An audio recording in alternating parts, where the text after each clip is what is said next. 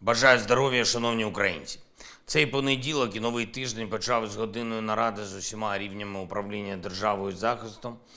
Глава уряду, міністри, офіс доповідали главком, керівники ГУР, служби зовнішньої розвідки, голова СБУ, секретар РНБО.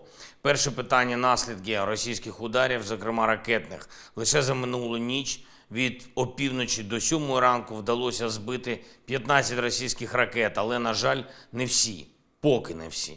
Максимально активно працюємо з партнерами, щоб захист нашого неба став ще надійніше.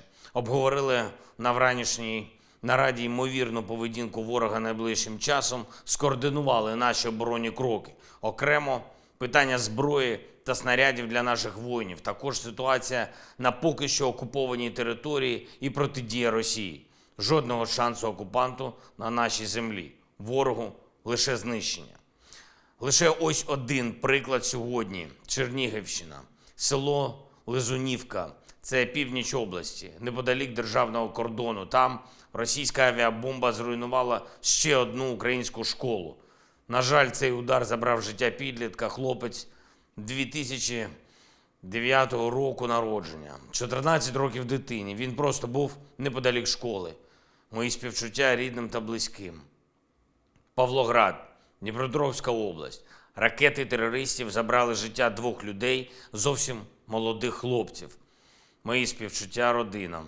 Ще 40 людей, жінки, діти, чоловіки отримали допомогу після поранень і травмувань.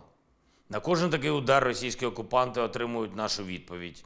І я дякую усім нашим воїнам, які це забезпечують щодня і щоночі, які захищають наші позиції, відбивають російські штурми, допомагають своїм вогнем побратимам, хто поруч на позиціях, і по максимуму знищують окупанта.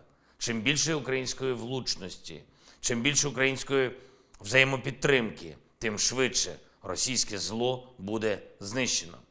Я дякую усім нашим партнерам, хто бачить спільне завдання України і світу саме так.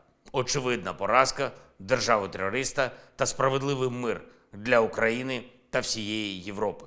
Сьогодні провів кілька нарад щодо нашої дипломатичної роботи у травні, яка наближає саме такий мир.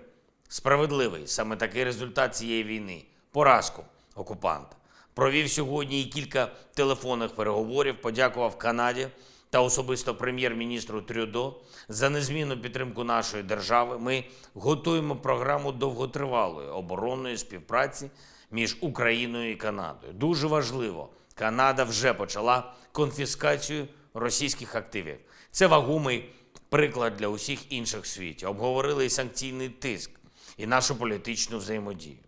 Говорив сьогодні з прем'єр-міністром Нової Зеландії Гіпкінсом. Подякував за принциповість у захисті міжнародного права. Нова Зеландія часто є серед лідерів в санкційних обмеженнях. Подякував і за участь Нової Зеландії у підготовці наших воїнів.